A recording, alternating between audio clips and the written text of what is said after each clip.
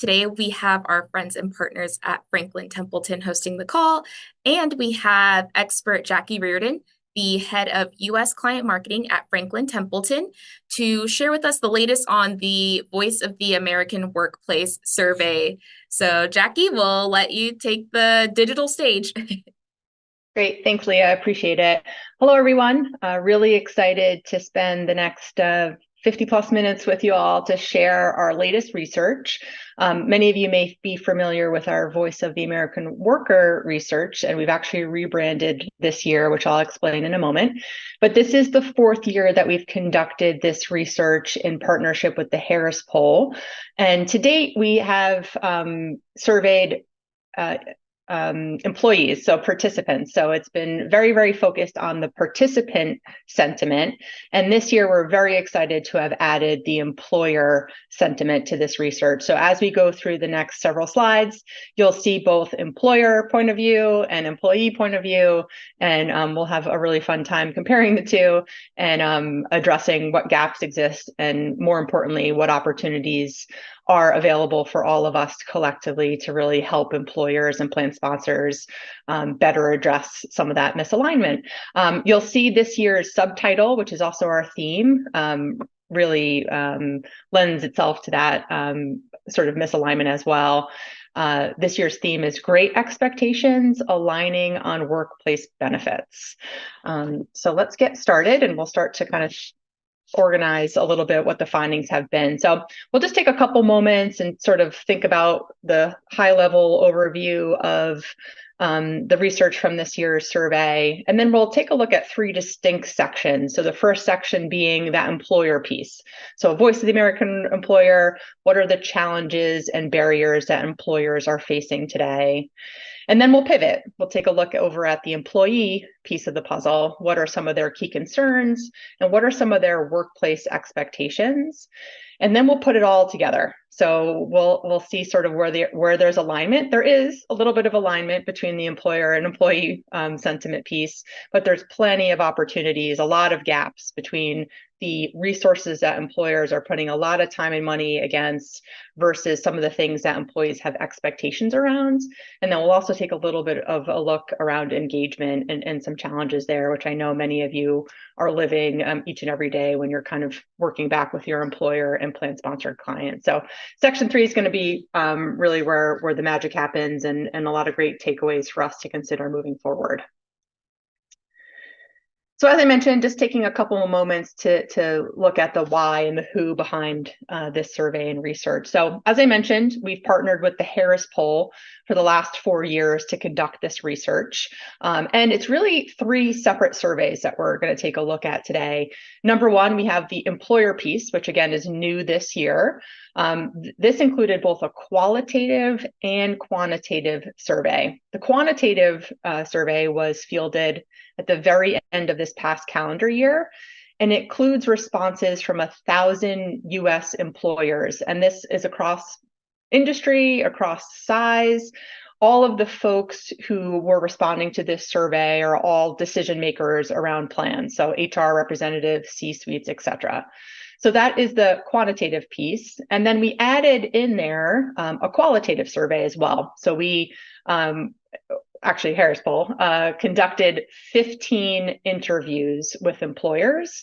And that was a blind study. So Franklin Templeton wasn't mentioned at all in those interviews or also the quantitative piece of the puzzle. You'll see throughout the slides a couple quotes and call outs to, excuse me, those interviews with employers. So some interesting insights will pop up from some of those direct quotes from interviews. And then, as we've done in years past, we also have the quantitative piece for the employers. And this year, we actually doubled the size of that survey poll. So this was also fielded at the very end of this past calendar year and includes over 2,000 respondents, all of whom are adults and all of whom work within the US. And this is a breakdown of that employee population. As you can see, again, doesn't matter what size company they work with. We've got people from all different regions of the country. You'll see that the age breakdown is at the bottom of the slide. And as in years past, this age breakdown is pretty similar to what the age breakdown is in the US workforce. Still, millennials are the largest portion of the workforce. And we also see that Gen Z is a growing population as well. So you'll see in the slides, as we've done in past surveys, some specific callouts to employee demographics where perhaps we see an emphasized result. So if they're X percentage of the average employee population answers a question in a specific way, a specific demographic might answer it in a more emphasized manner.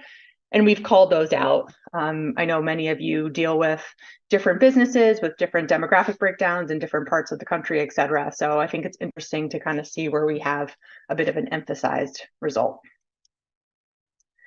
So just a quick preview of some of the key themes that we're going to talk about today. So again, I mentioned section 1 is all about the employer and what the challenges that they're facing today.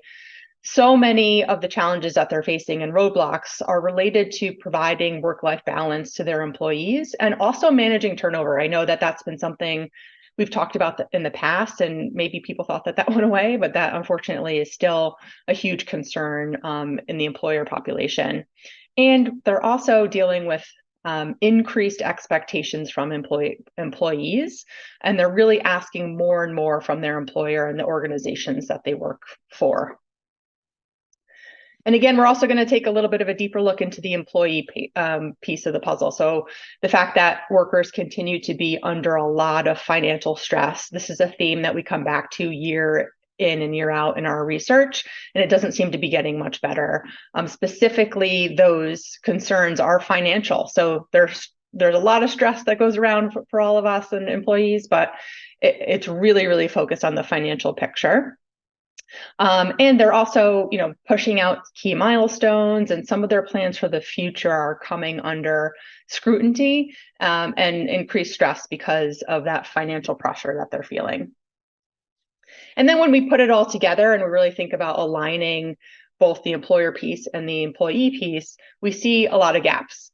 There's a lot of great new benefits that employers are offering, and we'll take a look about whether or not that kind of matches up with the employee perspective or their expectations, particularly around prioritization. So which are the benefits that employers are putting more time and resources behind?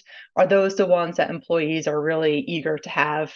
And then there's also an awareness gap. I know many of you deal with this all the time when you're sort of managing your plan sponsor client relationships, where they're doing a ton for employees, but it feels like it's kind of falling by the wayside in terms of getting out in front of employees and making sure that they know what's available to them. And then also from the engagement factor. It's great if you can make tools and resources available, but if nobody's taking advantage of them, sort of what's the point in putting that effort and importantly the money and resources behind them. So just a little bit of an appetizer for what we'll dig into. And now let's turn over to section 1, which again is going to be focused on the employer piece of the puzzle. And this will include results from both the quantitative and qualitative surveys that we fielded at the very end of this past calendar year. We're going to take a look at the challenges and barriers that employers are facing today. And as I mentioned on the onsite, one of the big things that they are dealing with, employers, is increased expectations from employees. So we asked employers, what are some of the biggest challenges that you're facing? And you see those bars across the bottom are the challenges that they're facing. And number 1 is being able to provide work-life balance to employees. I love the stats towards the right hand of this slide. Employers are saying that 90% of their employees increasingly seek work-life balance to enhance their well-being. And they also recognize that 84% of employees are also saying sort of our country's reputation for this nonstop work culture is definitely on a downward trend. So people are no longer buying into that sort of work mentality, and they're seeking work-life balance. And importantly, they're going to their employers and saying, I expect you to work with me and figure out how best to manage that work-life balance for myself. I also mentioned that employers are also dealing with turnover. So last couple of years, we've heard about the Great Resignation, and then there was like the Great Boomerang, and it seemed to have died down a little bit, but turnover is still a huge concern for employers. You'll see at the top right hand of the slide, at least 91% of employers said that they've experienced more than 10% turnover in the last calendar year, so in 2023. And that's broken down pretty evenly between both voluntary terminations and involuntary terminations. So this turnover is definitely still a real issue for employers today. And then we see here, they're looking to attract and retain talent, and these are some of the challenges that are getting in the way of employers being able to attract the best people and keep them working at the company. So we see things like challenging work schedules, limited flexibility, inability to provide flashy new benefits that some of their competitors are offering, pay freezes or limited salary increases. So they're dealing with a ton here in really making a case for folks to come and work for them and sort of keep them for the long term. And then, we're also seeing employee expectations are continuing to grow. So employers are having a hard time managing work-life balance for their employees. They're dealing with turnover. They're dealing with an inability to attract and retain talent. And then their employees are coming to them more and more with higher and higher expectations. And we see across the bottom here in those bar charts, some of the expectations that employees are coming to their employer for. And the number one, all the way to the left, you see is compensation growth. So employees are coming to employers more and more, asking for more and more money in their pocket, in their paycheck. Absolutely love the stat all the way to the right. 82% say the workplaces of today face insatiable employees that continue to ask for more. And if we kind of deep dive a little bit more into sort of what employers are hearing and dealing with when we think about some of these increased expectations, we see this over the next two slides. So number one, 86% are saying that younger employees in particular have been more vocal about raises and promotions. We see 83% admitting that employees at their organization are asking for increased compensation nonstop. So they just keep asking, keep asking. And then 82% say that employees ask for more compensation and benefits without fully understanding the business model or the implications to, being able to provide that to the employees. And 80% of employees admit that their organization is struggling to find adequate resources to address employees' desire for increased expectations. And then a little bit more on this, we also see that 85% of employers say that their employees expect organizations to speak up on important issues and events. 82% say that it's becoming increasingly complicated to sort of represent and navigate some of the social issues that their employee base is expecting them to have a point of view on. And then 79% say that their organization's leadership is not always aligned with employee expectations. So we saw that a little bit in the last slide too. So employees are asking for more. They don't understand the business model and the implications. And then we see that the opposite way too. We see that leadership isn't really aligned with what their employee base is asking for and what those expectations are.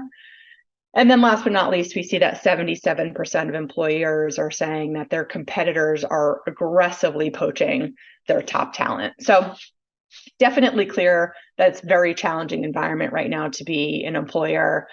But, they're leaning in and they're trying their best to sort of address these issues and do their best to meet those employee expectations. And that's what we see on this slide. So 70% of employers have said that they've recently increased the number or quality of their benefits.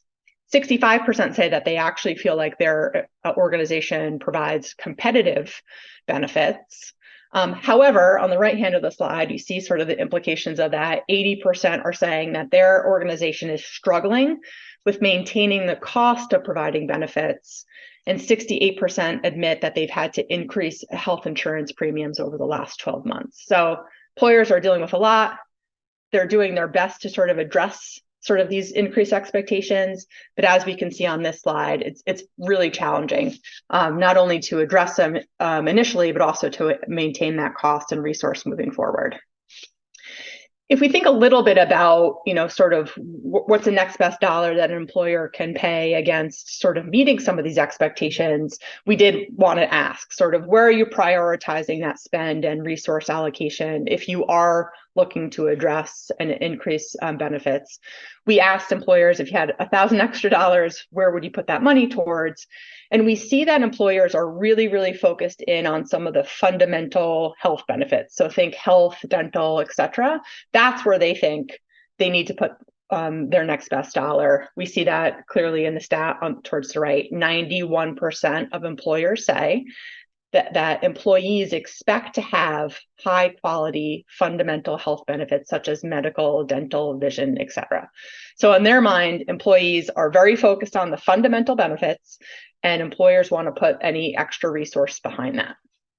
On this slide, we're also seeing that employers are thinking even beyond fundamental benefits. Maybe they're prioritizing that, but over the last several years, they have definitely expanded and diversified the benefit offering that they're making available. And that's what we see on this slide, sort of the full slate and many diverse benefits that more and more employers are providing today.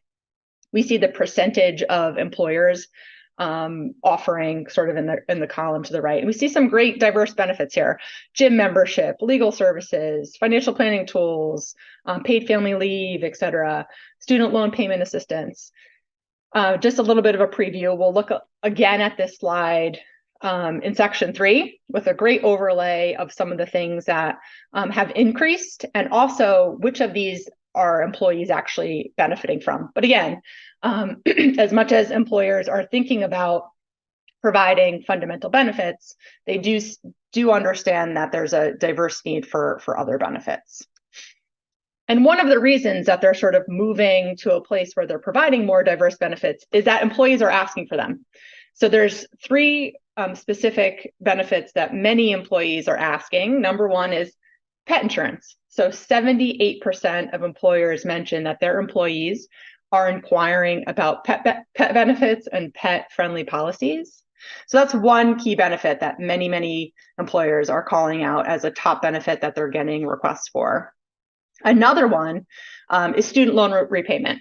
So 84% say employees are inquiring about student loan repayment assistance. But if you see sort of this bar chart all the way at the bottom, that's the least likely one that employers are offering.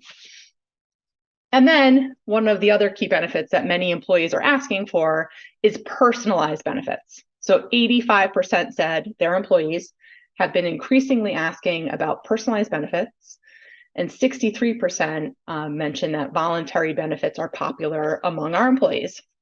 I really like this quote from the Qualitative Employer survey, because I think it kind of puts into great context why these benefits are coming up more and more. Trying to figure out what someone in Chicago living in the city might need, something different than someone in rural Texas. Talking to our employees and finding out what's important for those different groups has been very eye-opening for us. We don't have all the answers. We can't provide all the answers, but we are asking now, and absolutely the need is shifting for our folks for sure. So I think that there's something there. I think there's plenty of questions about how best to logistically roll something like this out. And I think, that's one of the key takeaways for us to consider. And we'll get a little bit more into that in the future. All in all, benefits are for sure a key piece of the puzzle for the employers. And they agree that high quality benefits are a pivotal tool for attracting top talent. We hear that from 92% of employers. 91% say that high quality benefits are key to fostering a positive work culture, and 91 admit that they're an effective tool to build and foster employee loyalty. So if we think about some of the roadblocks and challenges employers are facing today around providing work-life balance, dealing with turnover, attracting and retaining talent, managing expectations, they know that there's a through line there to the types and quality of benefits that they're offering to their employees. They absolutely know that there's a connection. What they'll need help with is sort of figuring out which ones to prioritize and align based on their unique employee base, which we'll look at again in a minute. And that's really what we're trying to get at with this first section, is that employers are dealing with a lot, and they're leaning in for sure. We see that they're trying to take action, they're trying to align specifically to their employee base, but they really, really need our help and focus to make sure that they're prioritizing the right benefits and putting the right resources behind them. So I'll just pause for a quick moment, take a drink. If there's any questions that have come through the queue, Leah, or just remind everyone that feel free to throw a question in the box if you have it throughout. Yeah, of course. Thanks, Jackie. One question so far. Anyone, if you have any other questions or comments that you want to share, please submit them through the Q&A. But Jackie, can you confirm, are these slides available for participants to see? So all of the content related to this survey is available for the public. I would say that it's really meant to it's really more of a resource for plan sponsors. So participants could definitely access them. I'm just not sure if the context would be totally there, but all of the content is available for the public. All of these slides, we have some summary pieces, we'll have some videos soon, recordings, a landing page, all that good stuff. And it's a great point if you're thinking about putting together a client event. So if you want to pull together some plan sponsors, et cetera, or even pull in some participants too, to kind of talk about, maybe like a roundtable conversation about whether or not this is their experience or not. I think that would be very valuable. So absolutely available to any public member. Perfect. Thanks for confirming. Yeah. Okay, great. So let's pivot over to part two. And again, if any questions come up, I'll take a pause after part two as well. So that was the employer piece of the puzzle. Now let's kind of pivot over to the employee piece and take a look at some of the key concerns that they have today and how that's kind of spilling over into their expectations within the workplace and also of their employers. So as we've seen in absolutely every survey we've ever done, American workers are stressed out. And they're stressed out about a lot of things, but they're very specifically stressed out about some financial pieces of the puzzle. So 96% of employees say they have some type of concern. I would love to meet that 4% and figure out what their secret is. But 96% of employees are stressed out. And we see across the bottom, those bar charts, the specific areas of their stress and concern. The top three are all financial. So number one, it's their income. How are they going to maintain their standard of living? Number two is retirement savings. And number three is healthcare costs. So these are the top concerns that are weighing on employees. This is the sort of lens through which they're dealing with every single day. Over to the right, just an interesting tidbit. We did ask a question around AI as well, and specifically Gen Z, so the youngest generation in the workforce. More than half of them are concerned about AI and the future of their job security. So a lot of stress to be had. Each year we've asked employees to rate three key areas of health. So financial health, physical health, and mental health.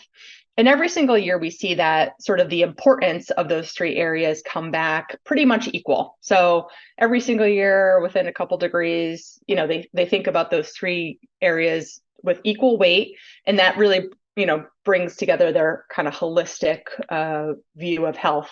This year, though, we see that financial health is the one that significantly outweighs the other three. It actually increased 15% since last year around area of importance, and actually 18% since 2 years ago. So financial health is now significantly more important to employees than their physical health and their mental health.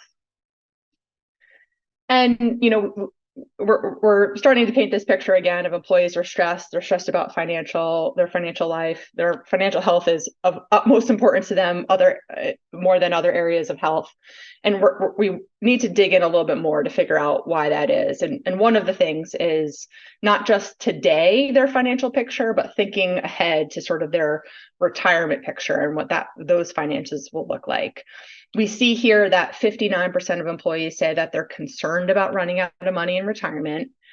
55% plan to just work in retirement. And then 51% say that they plan to just work as long as humanly possible, as long as they have job security. Again, because they're concerned about that income gap and where that's going to come from.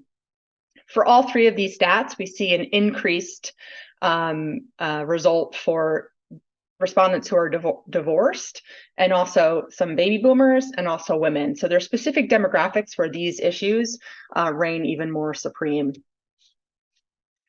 If we think about this financial stress people are feeling and sort of why financial health might be increasing so much in importance, we see on the next couple of slides a little bit more of a picture of what are the key concerns financially that people are really dealing with. So for this question, we asked, what are some of the priorities that you have around some of these financial concerns? And number one, it's the ability to reach financial independence. Financial independence has been a key theme that we've dove into the last couple of years in our research. For us, financial independence seems to be way more the track that employees are seeking versus traditional retirement. So this idea that you want to sort of, not have to rely on anyone else for income, don't want to have to rely on a job to sort of have that financial independence. The ability to reach that is always number one in our survey, and it actually has increased 7% since over the last 2 years. So that's everyone's North Star and their goal. And that's why their financial health is so important to them. And that's why they're probably feeling a lot of stress. And then we see some of the other key areas of concern. So paying off debt, which has also increased over the last couple of years, health expenses, the saving for education expenses, paying off student loans. So we see this cocktail a bit of many different concerns together. 61% of respondents mentioned that their financial independence, again, the number one financial concern that they have, is in jeopardy due to the current economic situation. And then we see some of these key milestones that people have been seeking year over year and how important it is to them. So if we're kind of thinking about financial independence, we see that many employees are kind of seeking more of these more individualized milestones, key financial milestones when they're thinking about their future. So number one, having enough money to live comfortably to the end of my life. How important that is to employees has actually increased over the last couple of years. We already talked about the ability to achieve financial independence. The ability to have enough money to stop working when I want to has also increased significantly over the last couple of years. Feeling satisfied with my financial well-being has also increased. And you see that for the female population, there's an emphasis on importance of reaching some of these key milestones. What's interesting here, though, is these milestones are very individualized, right? So when I'm going to feel satisfied with my financial well-being is going to be different than Leah's and different than anyone else on this call. So how do we help support employees and others in reaching those milestones? We have to really think about aligning those resources appropriately. As we talked about in the last section around employers leaning in to sort of address some of the roadblocks that they're facing, we also see employees are leaning in, and that's what you see on the stat towards the right hand of this slide. 65% of respondents say that they have completely changed their relationship with their finances. That's increased for the millennial generation as well, again, the largest portion of the workforce. So people are stressed out financially. They're really questioning whether or not they're going to meet some of these key milestones, but they're leaning in and they're taking action, which is something that we should really think about capitalizing on.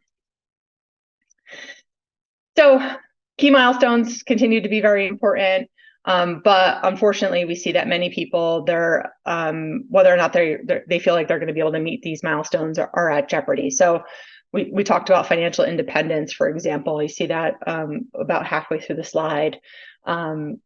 Whether or not people think they're going to be able to meet that milestone has actually decreased year over year. And we see that consistently across other key milestones as well. And we also see specifically some of these milestones getting pushed out from like, what's the age you think you might meet them?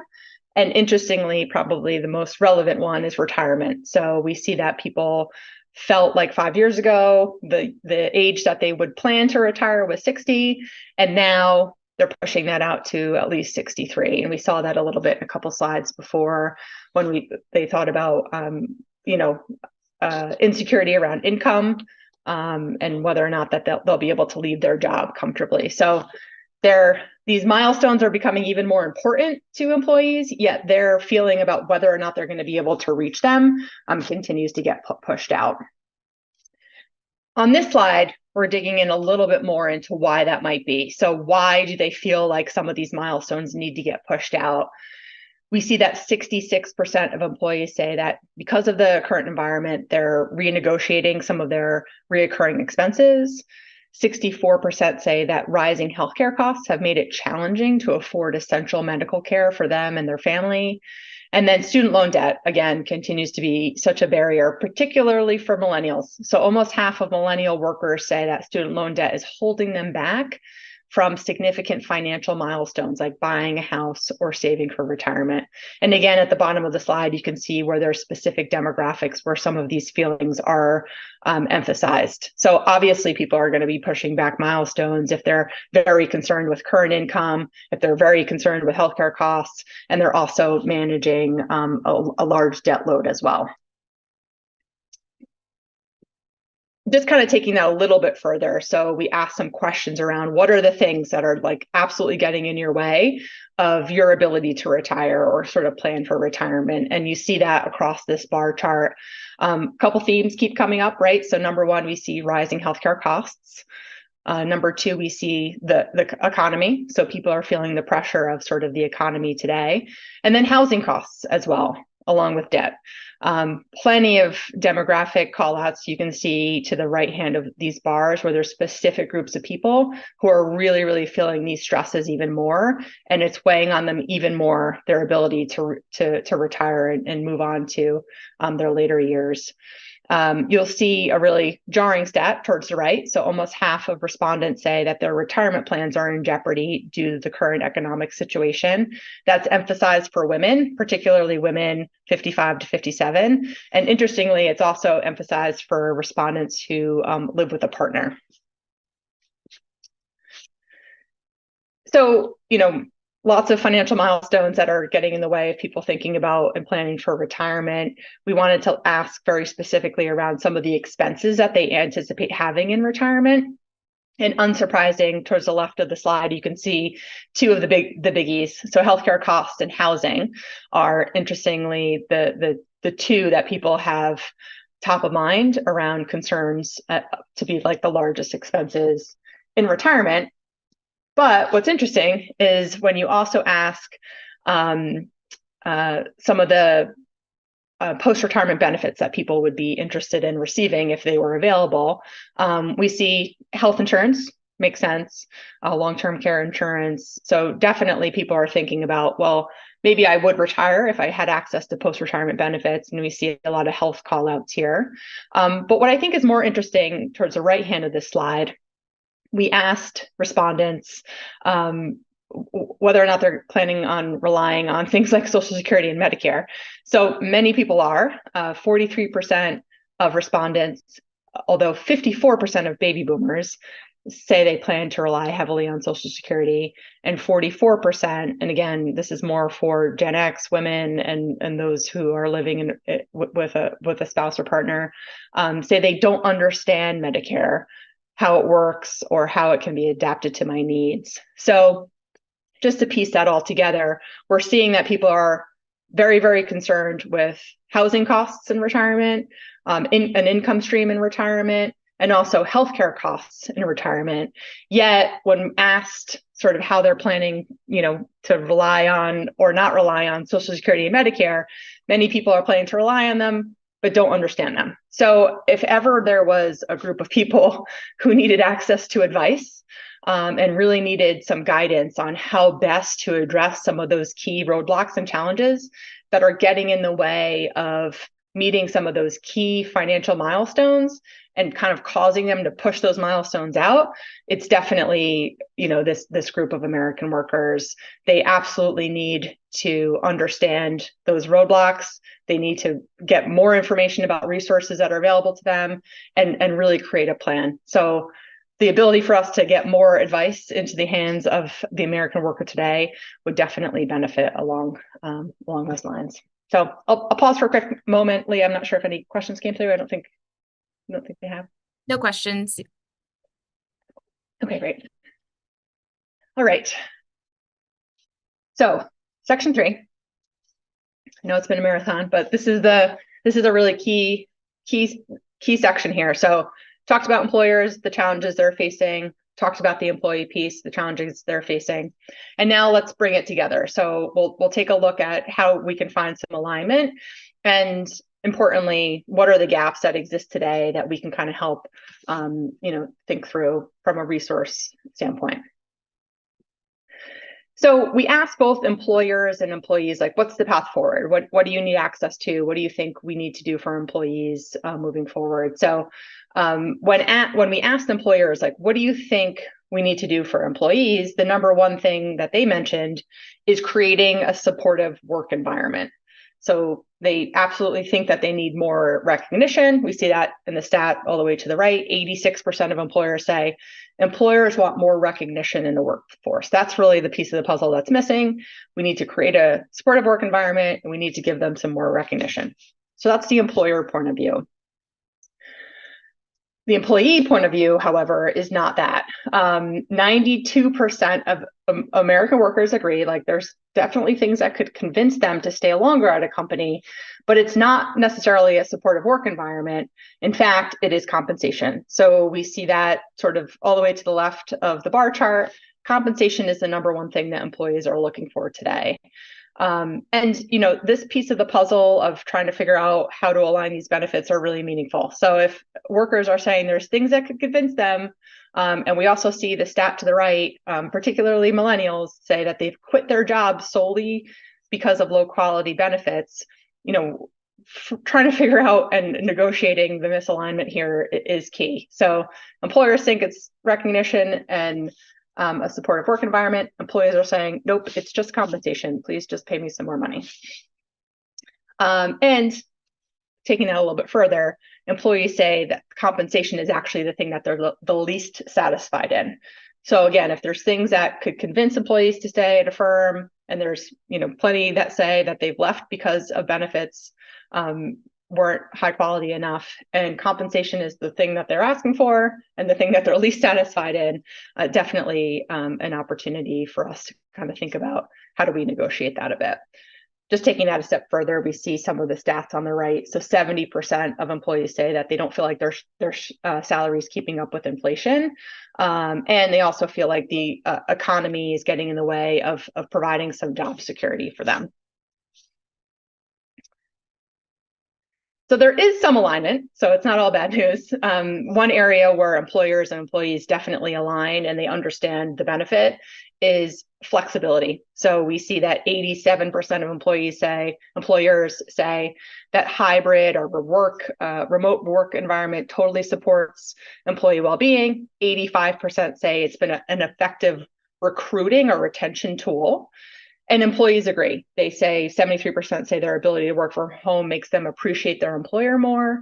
And 61% have said that they have not left an employer because they have access to a more flexible work arrangement.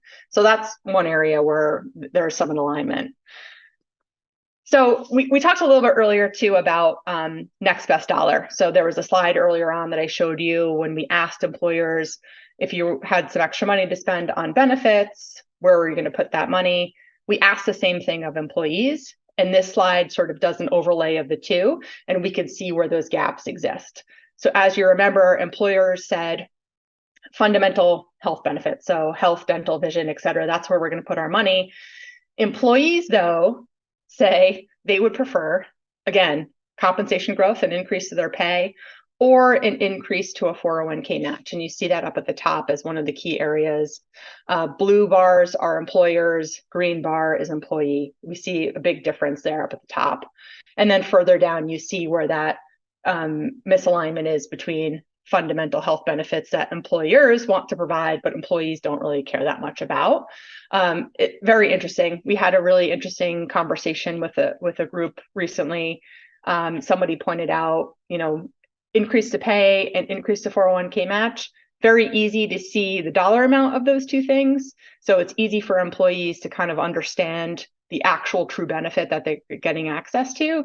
Some of these other things, which might be even better benefits, harder for employees to kind of see the actual hard dollar amount that they're getting access to. So something for us to consider and think about. So as much as employees are definitely interested in making more money, they're definitely interested in a lot of other tools as well. We've asked some version of this question the last couple of years, and we see on this slide kind of a summary of some of the things that employees are really interested in. Speaking to an advisor or access to advice tends to be one, so to see it at two is interesting, but it's always up here at the top. But they're also interested in auto enrollment. They're interested in information on how to budget, how to manage debt, tax guidance. And a lot of these things have increased very significantly year over year, including auto enrollment and debt management and abilities to manage budget. So I always like to point out that a lot of this is related to retirement and a lot of it's not related to retirement. So retirement is important, yes, but also the full sort of financial picture that employees are dealing with today is definitely of high concern to them. So that's not surprising why we see tools for budgeting and tools for managing debt amongst the things that they really, really want access to. And again, increasing year over year. At the bottom, we see some of the reasons why these tools are very relevant and of importance to employees today. So 66% are saying, I'm concerned with creating an income stream in retirement, which makes sense why they want auto enrollment and they want some auto escalation. 57% say, I am concerned I haven't done enough to transition comfortably into retirement. Again, makes sense why they want auto enrollment, makes sense why they want access to advice, a financial coach or advisor. And 60% say they've actually increased their retirement savings contributions due to the economy, which is great. So again, just kind of further emphasizing that point that employees are very, very stressed, but they are leaning in and they're definitely taking a more active role in their financial life. The ask by them is for more tools and resources to do that. So thinking again about kind of this full benefit picture, I promised you earlier that we were going to take another look at this slide. So we saw this slide earlier to overview some of the more diverse benefits that employers are offering today. And now we've overlaid that with the benefits that employees are actually taking advantage of. So here we see, year over year where employers are increasing access and year over year where we're seeing some employees increase their utilization. So, think about something like student loan payment assistance. About 40% of employers are offering it, about 17% are using it. We see some notable increases in health savings plan by employers or mental health resources by employers, and then also utilizations going up as well. Access to advice, we just talked about that as a resource in the last slide. More and more employers are offering it. So just an interesting map, I would say, and something I think we'll look to continue to trend year over year. I think this slide would be a really powerful tool for any plan sponsor or employer to sit down and kind of just reference and kind of cross-reference some of the benefits that they already provide and maybe some ideas for additional benefits to consider in the future. So employers are doing a lot. They're providing a lot. Again, they're providing a lot of diverse benefits. And, I think the question mark there is it meeting the specific needs that employees have and are they utilizing it? And that's what we'll sort of talk about in the next couple slides. So there's been a bit of a debate, I think, for a while about whether or not employees look to employers to provide financial tools, resources, et cetera. And in our research the last couple of years, I think it's extremely clear to us that employees do definitely look to their employers for help when it comes to their financial life. we see that at the top of the slide too. 79% of workers are saying my employer should provide incentives for good financial habits. And that's even increased more for millennials. So 84% of millennials, the largest portion of the workforce, are saying my employer should provide me with incentives for good financial behaviors. And some of you might be saying, what kind of incentives? Well, that's what we have sort of at the bottom of the slide here. So some incentives for doing the right thing. So debt reduction incentives, for example, or employee referral programs, emergency fund contributions. So they definitely are looking to employers for help and resources, and really think that employers should be playing a more active role in their financial life. All that being said, again, there continues to be some frustration, I think, from the employer piece of the puzzle around whether or not those things are actually being utilized. And that's what we're taking a look at this slide as well. So we're taking a look at some of the financial incentives that employers traditionally do provide and whether or not their employee base actually provide them. One of the ones I want to call out is kind of in a box, in a purple little box over there, because I think that this has been a hot topic of conversation for many years now around financial wellness platforms. So financial wellness platforms, about half of employers provide them, only about 28% of employees actually utilize them. So I know there's been a ton of frustration from the employer side of really putting the time and money and effort around providing some of these things.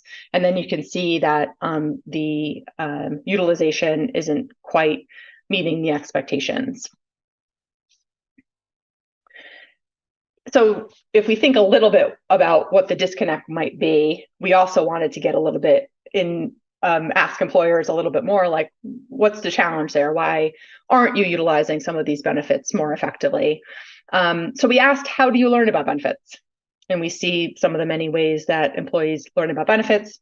The top two are not surprising: email communications and HR representatives. So there's, in my mind, two key challenges, with those being the number two ways that employees find out information. We all can appreciate how challenging email is.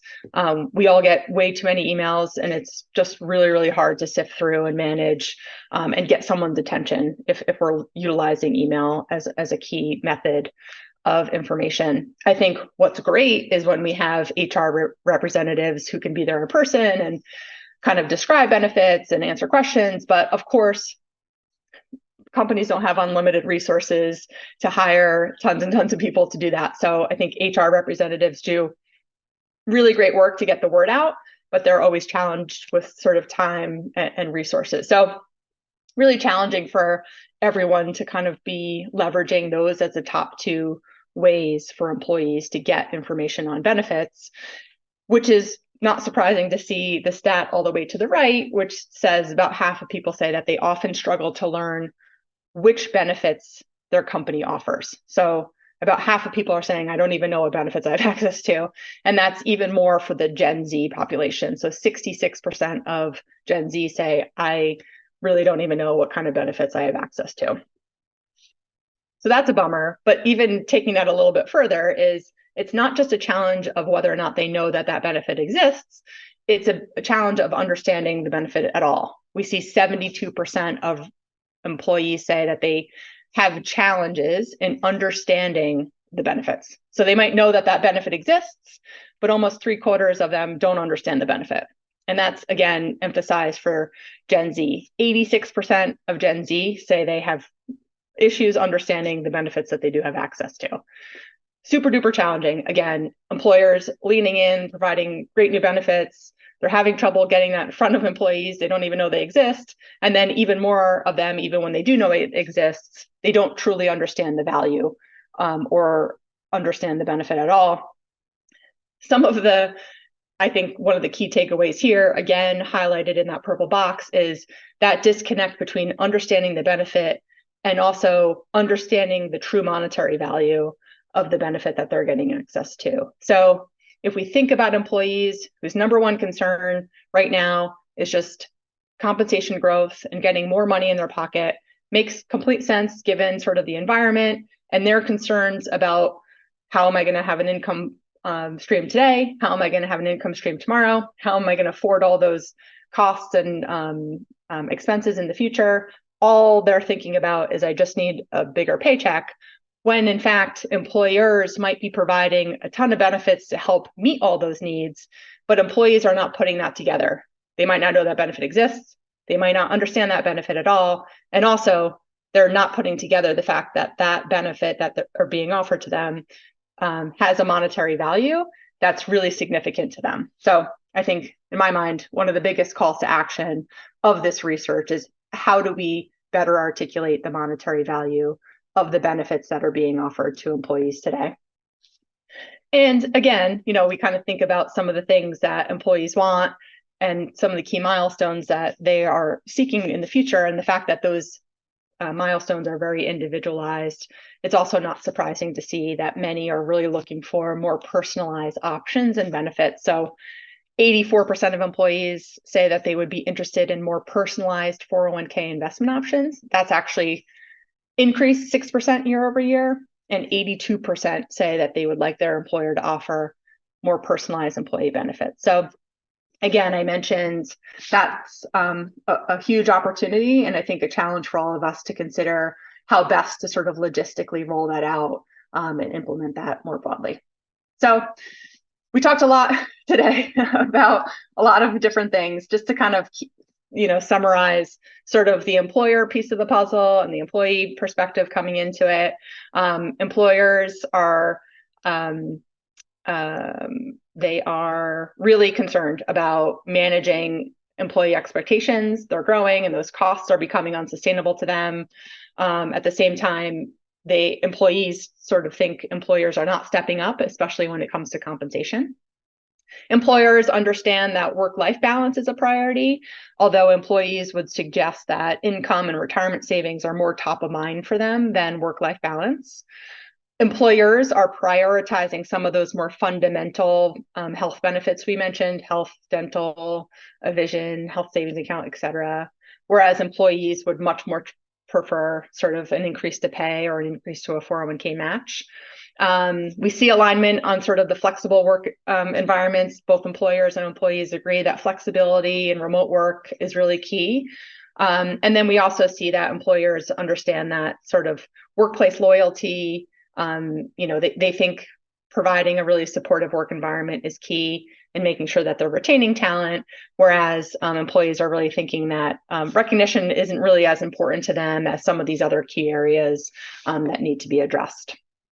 So definitely a lot for employers to consider. I think one of the key takeaways for any employer or plan sponsor to think about is really making sure that they're tapping in and surveying their own workforce, right? This survey is meant to be really a snapshot of the average worker, the average employer.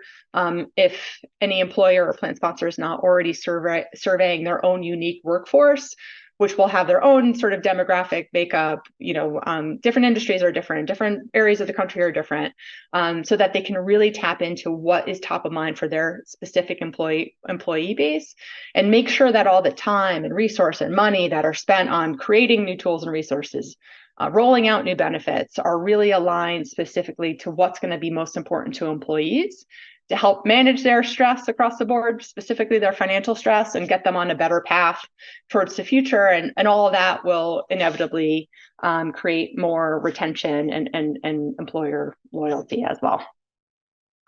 So I will wrap up there. There are so many resources available related to our survey. And, as much as this is a survey that we publish, it's really meant to be out there for everyone's use. Leah, thank you for having me. And if anyone has any questions afterwards too, they can always get in touch with us. Happy to dive into any stats. As people saw too, there's demographic call outs and different slices of the data that we can look into. So if there's a specific industry that people want to dive a little bit deeper into, we can definitely do that. So just know that we're available to help in any way.